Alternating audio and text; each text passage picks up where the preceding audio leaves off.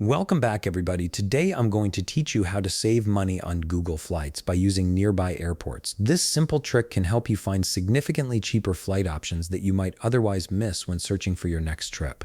First, open your browser and navigate to google.com/flights. This will take you directly to Google's flight search tool, which is one of the most powerful platforms for comparing airfares and finding the best deals available. Once you're on the page, you'll see the main search interface. Start by clicking on the From field, which is where you'll enter your departure location. For example, let's say you're flying from Toronto.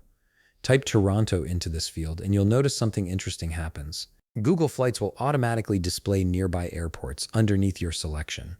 This is where the money-saving opportunity begins. Instead of sticking with just the main airport, take a moment to review these nearby options. Click on one of the nearby airports to select it as your departure point. Sometimes flying from a smaller or alternative airport can save you a substantial amount of money, even if it means a slightly longer drive to get there. Next, move over to the To field and repeat the exact same process for your destination. Enter the city you're flying to, and once again, Google will show you nearby airports in that area. Click on one of these alternatives if you want to explore different arrival options. This flexibility with both departure and arrival airports gives you the best chance of finding lower fares. Now that you've selected your airports, it's time to input your travel dates. Click on the departure date field and choose when you want to leave. Then select your return date. Once both dates are entered, go ahead and click the search button.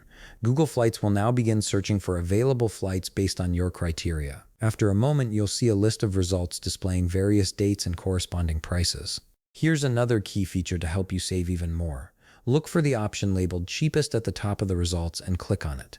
This will sort all available flights by price, showing you the most affordable options first. This filter is incredibly useful because it immediately highlights the best deals without you having to scroll through dozens of options.